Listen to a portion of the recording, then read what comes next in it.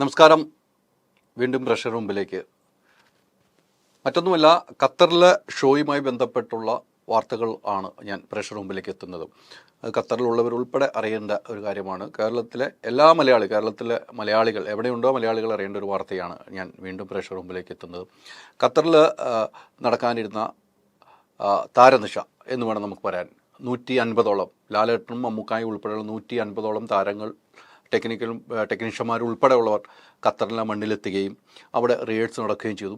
അതോടൊപ്പം തന്നെ കൊച്ചിയിൽ ഒരു 4 ദിവസത്തെ റിഹേഴ്സലിന് ശേഷമാണ് ഇവരെല്ലാവരും ഖത്തറിലേക്ക് എത്തുകയും ഖത്തറിൽ എല്ലാ ഒരുക്കങ്ങളും പൂർത്തീകരിച്ച് നിൽക്കുന്ന സമയത്താണ് ഷോ മുടങ്ങുന്നതായി നമുക്ക് വിവരം ലഭിക്കുന്നത്. അത് ഷോ നടക്കുന്നതിന് ഒരു 3 മണിക്കൂർ മുമ്പാണ് ഷോ നടക്കില്ല എന്ന് വിവരം ലഭിക്കുന്നത്. ഇതുമായി ബന്ധപ്പെട്ട പല രീതിയിലുള്ള വാർത്തകളും പുറത്തു വരുന്നതിൻ്റെ അടിസ്ഥാനത്തിൽ ഞാൻ ഖത്തറിലേക്ക് യാത്ര ചെയ്ത ഒരു വ്യക്തി എന്ന നിലയിലും അത് ഖത്തറിലേക്ക് എത്തി അവിടുത്തെ വിഷയങ്ങൾ അറിയുകയും ചെയ്ത് പിന്നീട് നിർമ്മാതാക്കളുടെ സംഘടനയുമായി ആലോചിച്ചതിന് ശേഷമാണ് ഇത്തരമൊരു വീഡിയോ ചെയ്യാൻ ഞാൻ തീരുമാനിക്കുന്നത്. അന്ന് തന്നെ ഒരു വീഡിയോ ചെയ്തിരുന്നു. ഇത്തരമൊരു വീഡിയോ ചെയ്യാൻ തീരുമാനിച്ചത് ഇവിടെ സംഭവിച്ച കാര്യങ്ങൾ വ്യക്തതയോടുകൂടി തന്നെ പറയണമെന്നാണ് എനിക്ക് മനസ്സിലാക്കാൻ കഴിയുന്നത്. ഖത്തറിൽ എത്തിയതിനു ശേഷം തന്നെ അവിടെ ഷോ റിഹേഴ്സൽ ഹോളിൽ റിഹേഴ്സൽ നടക്കുകയും പിന്നീട് രാത്രി റിഹേഴ്സൽ സ്റ്റേഡിയത്തിൽ നടത്താൻ തന്നെയാണ് തീരുമാനിച്ചത്. അതിൻ്റെ എല്ലാ ഒരുക്കങ്ങളും പൂർത്തീകരിച്ചു. അത് ദൃശ്യങ്ങൾ തന്നെ പ്രേക്ഷകർക്ക് എല്ലാ ഒരുക്കങ്ങൾ തീരുമാനിക്കുകയും ചെയ്തു. പിന്നീട് ആ സമയത്ത് ഒരു 7 മണിയോടുകൂടി റിഹേഴ്സൽ തുടങ്ങണമെന്ന് തീരുമാനത്തിലെത്തുകയും അപ്പോൾ ഈ ഇവൻറ്റ് കമ്പനിയാണ് 91 ഇവൻറ്റ് കമ്പനിയുമായി അതോടൊപ്പം ലൈറ്റ് ആൻഡ് സൗണ്ട്സ് അവരുമായുള്ള ഒരു തർക്കമാണ് വിഷയമായത്. കാരണം അവർക്ക് നൽകാനുള്ള തുക എത്ര ശതമാനം, 70% തുക അവർ നൽകിയെന്നാണ് ഇവൻറ്റ് കമ്പനി പറയുന്നത്. അത് നമ്മളും കൃത്യമായി അന്വേഷിച്ചപ്പോൾ അത്രയും തുക നൽകിയെന്ന് വിവരം ലഭിക്കുന്നു. പിന്നീടുള്ള തുക നൽകിയാലേ ഉള്ളൂ റിഹേഴ്സൽ പോലും സൗണ്ട് ഉൾപ്പെടെ തുറക്കാൻ പറ്റുള്ളൂ എന്നാണ് ഇവർ പറഞ്ഞത്. തലേദിവസം രാത്രിയാണ്. എന്നാൽ അത് പിന്നീട് ചർച്ചയിലൂടെ പരിഹരിക്കുകയും ചെയ്തു. ഇവർ പറയുന്നത്, അല്ലെങ്കിൽ ടിക്കറ്റ് വിൽപ്പന കുറഞ്ഞതിൻ്റെ അടിസ്ഥാനത്തിൽ തുക കൂടുതൽ വേണമെന്നാണ് ഈ ഏജൻസിയോട് ഇവർ ആവശ്യപ്പെട്ടതെന്നാണ് നമുക്ക് കിട്ടുന്നത്. കൃത്യമായി നമ്മളും ആ ചർച്ചകളൊക്കെ നടന്നപ്പോൾ നമുക്ക് മനസ്സിലാക്കാൻ കഴിഞ്ഞാൽ അങ്ങനെയാണ്.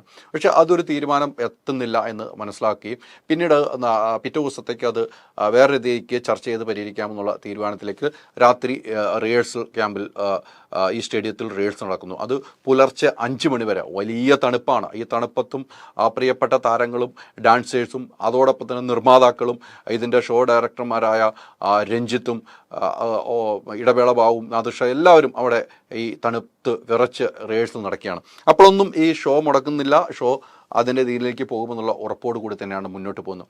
പിറ്റേ ദിവസം രാവിലെ ഇതോടൊപ്പം തന്നെ ലാലേട്ടൻ അവിടെ എത്തുകയും ലാലേട്ടൻ്റെ പാട്ട് പാടി റിഹേഴ്സൽ ചെയ്യും. ഇതെല്ലാം കഴിഞ്ഞതിന് ശേഷം ഉച്ചയ്ക്ക് ഒരു 1 മണി 1:30 മണിയോട് കൂടിയാണ് ഈ ഷോയ്ക്ക് ഒരു അനിശ്ചിതത്വം വരുന്നുവെന്ന് നമുക്ക് മനസ്സിലാക്കാൻ കഴിയുന്നത്.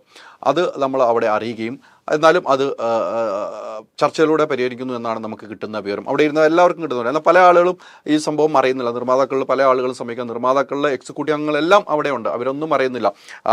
ഡയറക്ടർ രഞ്ജിത്താണെങ്കിൽ അതിൻ്റെ പിന്നിലുള്ള ഓട്ടത്തിലാണ്, ഇടവിളബാബുവിൻ്റെ ഓട്ടത്തിലാണ്, നാദിർഷ ഓട്ടത്തിലാണ്. അങ്ങനെ എല്ലാവരും, ആൻഡോ ജോസഫ് ഓട്ടത്തിൽ, ലിസ്റ്റൻ സ്റ്റീഫൻ, രാകേഷ്, ഈ പറയുന്ന സുബൈർ, അനിൽ തോമസ്, ആനന്ദ് പയ്യന്നൂർ, സിയാദ് കോക്കർ, അങ്ങനെ നിരവധി ആളുകൾ, പേരെടുത്ത് പറയാൻ നിരവധി ആളുകളുണ്ട്. നമ്മൾ പെട്ടെന്ന് നമുക്ക് സുരേഷ് കുമാർ, നമ്മുടെ മനസ്സിലേക്ക് ഓടിയെത്തിയ പേരുകൾ, സ്ഥിരം വിളിക്കുന്ന പേരുകളാണ് നമുക്ക് ഓടിയെത്തിയത്. ഇവരെല്ലാവരും ഇവിടെ ഉണ്ട്. ഇവരെല്ലാവരും പല രീതിക്കുള്ള ചർച്ചകളിലേക്ക് നീങ്ങുകയും സന്ദീപ് സേനൊക്കെ നേരത്തെ അവിടെ എത്തിയാണ്. സന്ദീപ് സേനയും സുബൈറും അംശമൊക്കെയാണ് നേരത്തെ അവിടെ എത്തിയത്. ആൻഡോ ജോസഫുമാണ് നേരത്തെ. ഇവരെല്ലാവരും ഉണ്ട്. അപ്പോൾ ഈ ചർച്ച നടക്കുന്നതിനിടയിലാണ് ഈ പറയുന്ന ഇവൻറ്റ് കമ്പനിയും ഈ പറയുന്ന ലൈറ്റ് ആൻഡ് സൗണ്ട്സിൻ്റെ ആളുകളുമായിട്ടുള്ള ഒരു തർക്കം രൂക്ഷമാവുന്നു എന്ന് നമുക്ക് കിട്ടുന്ന വിവരം. രൂക്ഷമാവുന്നു. പിന്നീട് ചർച്ച ചെയ്യുന്നു.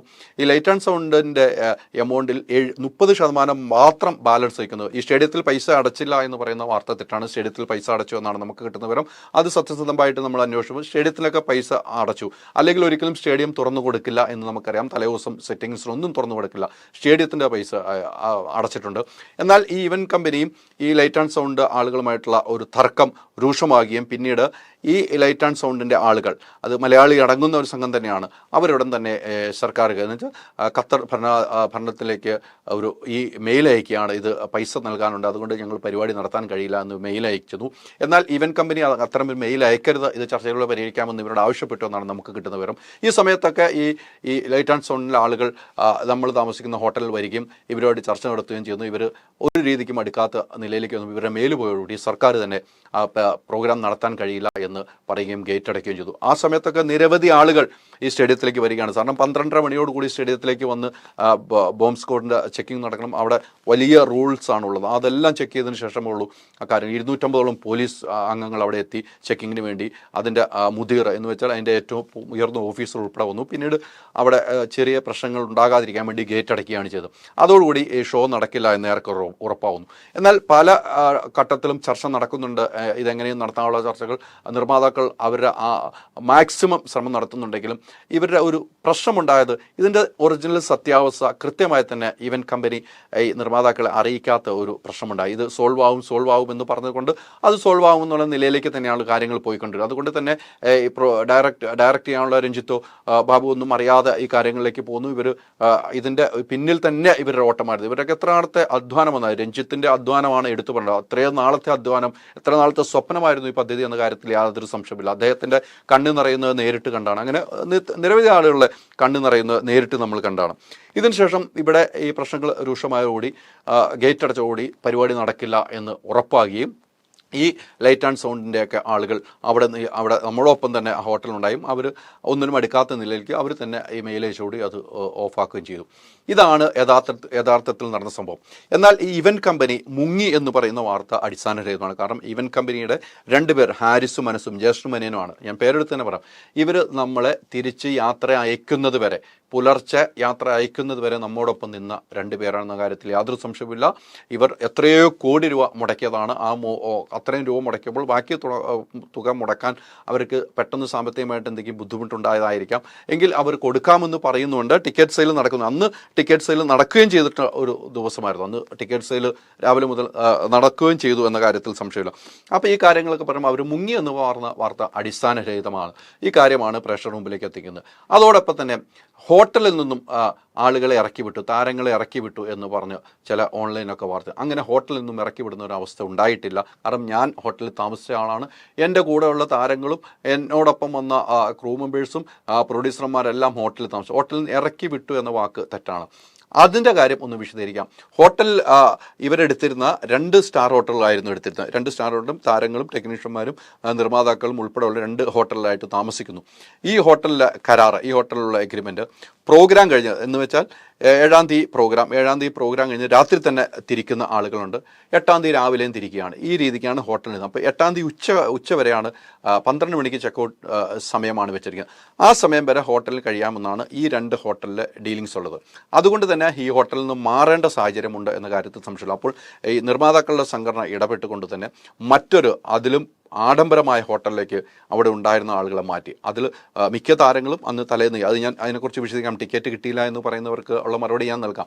അന്ന് തലേന്ന് പോയവരുമുണ്ട്. അപ്പോൾ വേറൊരു ഹോട്ടലിലേക്ക് മാറ്റി താമസിക്കാൻ നിർമ്മാതാക്കളുടെ സംഘടന കൃത്യമായി ഇടപെട്ടുകൊണ്ട്, ആർക്കും ഒരു പ്രശ്നവുമില്ലാതെ നിർമ്മാതാക്കളുടെ സംഘടന ഇടപെട്ടുകൊണ്ട് ഒരു താമസ സൗകര്യം ഒരുക്കിയെന്ന കാര്യത്തിൽ സംശയമില്ല. ഹോട്ടലിൽ നിന്ന് ഇറക്കി വിട്ടു, ഹോട്ടലിൽ പൂട്ടിയിട്ടു എന്നൊക്കെ പറയുന്ന വാർത്ത അടിസ്ഥാനരഹിതമാണ്. കാരണം ഞാൻ എൻ്റെ കൂടെ ഉണ്ടായിരുന്നുകൊണ്ട് എനിക്ക് കൃത്യമായിട്ട് പറയാൻ കഴിയും.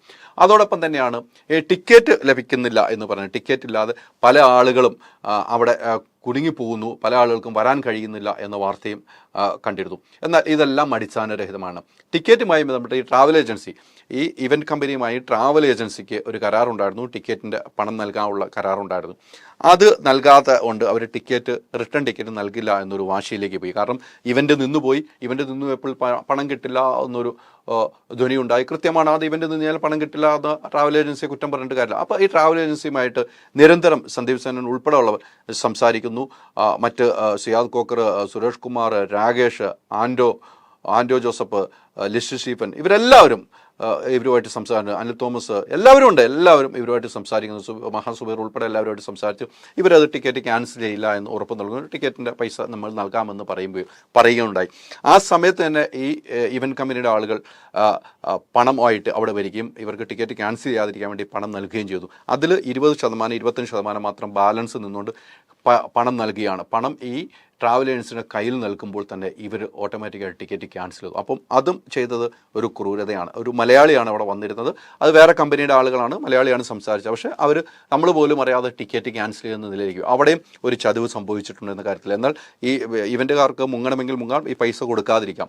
അങ്ങനെ ആ ടിക്കറ്റ് ക്യാൻസൽ ചെയ്യുമ്പോൾ പിന്നീട് തിരിച്ചു വരാനുള്ള സംവിധാനം ഒരുക്കിയത് നിർമ്മാതാക്കളുടെ സംഘടനയാണ്. നിർമ്മാതാക്കളുടെ സംഘടനയ്ക്ക് ഇവൻ്റ് കമ്പനി പണം നൽകിയിട്ടുണ്ട്, അതിൽ നിന്നും എടുത്ത്. പക്ഷേ നിർമ്മാതാക്കൾക്ക് അതിൽ നഷ്ടം വരുന്നുണ്ട്. ആ ഇവർ ടിക്കറ്റ് എടുത്ത് അന്ന് രാത്രി തന്നെ മിക്ക താരങ്ങളും പോകേണ്ടവർക്ക് ടിക്കറ്റ് എടുത്തു നൽകുകയും പിറ്റേ ദിവസം ടിക്കറ്റ് എടുത്തു നൽകുകയും ആരെയും അവിടെ ഒറ്റപ്പെടുത്താതെ കൃത്യമായി തന്നെ നിർമ്മാതാക്കളുടെ സംഘടന ഇടപെട്ട് ടിക്കറ്റ് എടുത്ത് നൽകുകയും ചെയ്തു. ഇതാണ് സത്യാവസ്ഥ. ഇവിടെയൊക്കെ നമുക്ക് പറയേണ്ടത് എവിടെയാണ് എന്താണ് സംഭവിച്ചതെന്നൊരു കാര്യത്തിൽ ഇപ്പോഴും വ്യക്തത വരുത്തണമെങ്കിൽ ഇവൻ്റ് കമ്പനി ഈ കൃത്യമായിട്ട് ഈ ആളുകൾ കമ്മ്യൂണിക്കേഷൻ്റെ ഒരു കുറവുണ്ടായി, ഇങ്ങനെയാണ് സാഹചര്യം, എൻ്റെ കയ്യിൽ ഇത്തരം സാമ്പത്തിക പ്രശ്നമുണ്ട് എന്ന് ഇവർ കൃത്യമായിട്ട് പറഞ്ഞിരുന്നെങ്കിൽ കൃത്യമായിട്ട് തന്നെ ഈ ഷോ നടത്തുമായിരുന്നു എന്ന കാര്യത്തിൽ സംശയം. അവിടെയാണ് ഇവിടെ പോയ ആളുകൾക്ക് ഒരു വിഷമം ഉണ്ടായതും. എന്നാൽ ഈ ഇത് മുടങ്ങിപ്പോകുന്നു എന്ന് പറഞ്ഞപ്പോൾ ഏറ്റവും ആദ്യം ഫോൺ ചെയ്ത് ഞാൻ ഇരിക്കുമ്പോൾ തന്നെ സംവിധായകൻ രഞ്ജിത്തിൻ്റെക്ക് ഫോൺ ചെയ്ത മോഹൻലാലാണ്. ലാലേട്ടൻ ചെയ്തിട്ടുണ്ട്, എന്താണ് പ്രശ്നമെങ്കിൽ പറയൂ, എത്ര രൂപയാണ് നൽകേണ്ടത്, ഈ പണം നൽകാൻ ഞാൻ തയ്യാറാണെന്ന് രഞ്ജിത്തിൻ്റെ ഫോണിൽ വിളിക്കുമ്പോൾ ഞാൻ അടുത്തിരിപ്പുണ്ടായിരുന്നു. അപ്പോൾ എല്ലാം കൈവിട്ട് പോയിരുന്നു, കാരണം സീൽ ചെയ്ത് കൊണ്ട് നടക്കില്ല. ഇനി റീ ഓപ്പൺ ചെയ്യാൻ കഴിയുമെന്ന് നോക്കുമ്പോൾ മേക്കപ്പ് ഉൾപ്പെടെ ഈ ഒന്നും ഡ്രസ്സിങ് ഉൾപ്പെടെ നടന്നിട്ടില്ല. അപ്പം അതിനുള്ള സമയം കിട്ടാത്ത വരുമ്പോൾ അത് ക്യാൻസൽ ആകുന്നു. അതോടെ മമ്മൂക്കയുടെ ഭാഗത്തു നിന്നും വലിയ രീതിയിലുള്ള അന്വേഷണം ഉണ്ടായി. എല്ലാ താരങ്ങളും ദിലീപ് ഉൾപ്പെടെ അന്വേഷണം നടത്തി എന്നുള്ള കാര്യത്തിൽ സംശയമില്ല. പിന്നീട് വാഹനങ്ങൾ നമുക്ക് നൽകിയിരുന്ന ട്രാവൽ ഏജൻസി വാഹനങ്ങൾ കൃത്യം 2 മണിയാകുമ്പോൾ ട്രാവൽ ഏജൻസിയുടെ വാഹനം ഇല്ലാതാകുന്നു. എന്നാൽ അതിന് പകരം വീണ്ടും അടുത്ത ട്രാവൽ ഏജൻസിയുടെ വാഹനം കൃത്യമായി തന്നെ ഒരാൾക്കും ഒരു ബുദ്ധിമുട്ടില്ലാതെ നിർമ്മാതാക്കൾ ഇടപെട്ട് നടത്തുന്നു. ഇതാണ് ഇതിൻ്റെ സത്യാവസ്ഥ. ഒരിക്കലും ഇതിൻ്റെ പേരിൽ നിർമ്മാതാക്കളുടെ ഉള്ളിൽ ഭിന്നാഭിപ്രായം എന്നുള്ള വാർത്ത വരുന്നു. അങ്ങനെ ഒരു ഭിന്നാഭിപ്രായമില്ല. നിർമ്മാതാക്കൾ കൃത്യമായി പറയുന്നു, ഇവിടുന്ന് പോയവർക്കാണ് അറിയാവുന്നത്, ബാക്കിയുള്ളവർക്ക് അറിയണമെങ്കിൽ എല്ലാവരെയും ഒന്ന് ബോധ്യപ്പെടുത്തണമെന്നുള്ള കാര്യം കൃത്യമാണ്. ഇപ്പം നമ്മളൊരു മീറ്റിംഗ് കൂടിയാൽ നമ്മളറിയുന്ന കാര്യം നമ്മുടെ സഹപ്രവർത്തകരെ അറിയിക്കുക എന്നുള്ള കാര്യം ഒരു ബാധ്യതയുണ്ട്. അത്തരമൊരു കാര്യങ്ങൾ ചെയ്യും. മറ്റൊരു വാർത്ത വന്നത് സംഘടനയുടെ സെക്രട്ടറി തന്നെയാണ് ഈ കാര്യങ്ങൾ അറിയിച്ചത്. ഈ ഭിന്നാഭിപ്രായമുണ്ട്. എക്സിക്യൂട്ടീവ് യോഗം സാധാരണ നിലയിൽ എല്ലാ മാസവും നടക്കുന്ന ആ എക്സിക്യൂട്ടീവ് യോഗം സാധാരണ നിലയിൽ നടക്കും. ആ എക്സിക്യൂട്ടീവ് വരുമ്പോൾ ഈ കാര്യങ്ങൾ ചർച്ച ചെയ്യുമെന്നുള്ള കാര്യത്തിൽ സംഭവിക്കുക. പിന്നീട് ജനറൽ ബോഡി വിളിച്ച് പെട്ടെന്ന് ഈ കാര്യങ്ങൾ തീരുമാനിക്കണമെന്നും അറിയിക്കണമെന്ന് പറയുന്നതൊന്നും അത്രമല്ല. ഇവരുടെ ഗ്രൂപ്പുകളിലൊക്കെ അത്തരമൊരു ചർച്ച നടക്കുന്നുണ്ടെന്ന കാര്യത്തിൽ സത്യമാണ്. പക്ഷേ അതിലൊന്നും ഒരു പ്രാധാന്യമില്ല. എന്തായാലും നിർമ്മാതാക്കൾ കൃത്യമായി അവരുടെ കാര്യങ്ങൾ നിറവേറ്റിയിട്ടുണ്ട്. ഒരാളെപ്പോലും ഒരു ദിവസം പോലും ഇന്ന് ടിക്കറ്റ് കിട്ടാതെ നാളെ കിടക്കണമെന്ന് പറഞ്ഞ ഒരവസ്ഥ ഉണ്ടായിട്ടില്ല.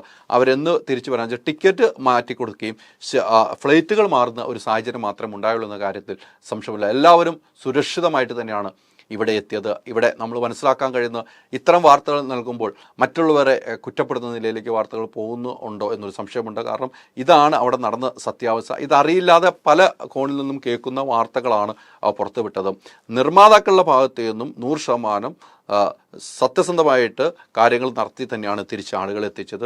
ഇവൻ്റ് കമ്പനി എന്ന ഇവൻ്റ് കമ്പനിയുമായിട്ട് ഇവൻ്റ് കമ്പനിയുടെ ഉടമസ്ഥയിലുള്ള അനസും ഹാരിസും ജ്യേഷ്ഠം എന്നതാണ് മറ്റൊരു സ്ത്രീയുമാണുള്ളത്. ഇവരും ഈ ലൈറ്റ് ആൻഡ് സൗണ്ട് ആളുകളുമായിട്ടുള്ള ഒരു ആശയക്കുഴപ്പമാണ്, പണമിടപാടാണ്. അതിലാരാണ് വിജയിക്കുന്നുള്ള ഒരു തർക്കം ഇവർ തമ്മിൽ ഉണ്ടായതാണ് ഇത്രയും വലിയ ഒരു പരിപാടി റദ്ദാക്കി പോയത്.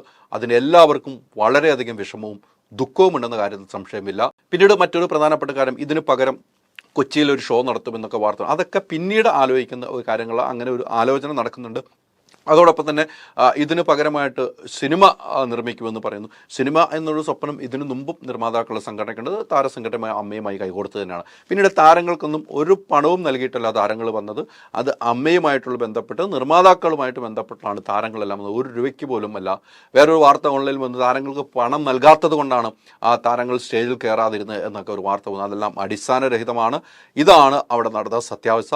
ഇതിൻ്റെ ഇടയിൽ ഈ ഷോ മുടങ്ങിയപ്പോൾ ഇവൻ്റ് കമ്പനി അവർ സോഷ്യൽ മീഡിയയിലൂടെ കാലാവസ്ഥയുടെ പ്രശ്നവും ടെക്നിക്കൽ എററുമാണെന്ന് പറഞ്ഞൊരു വാർത്ത പറഞ്ഞു. ടെക്നിക്കൽ എറർ എന്ന് പറയുന്നത് ഇത് തന്നെയാണ്, പണം നൽകാത്തതാണ് ടെക്നിക്കലായിട്ട് വന്ന്. കാലാവസ്ഥയുടെ ഒരു പ്രശ്നം ഉണ്ടായിരുന്നു.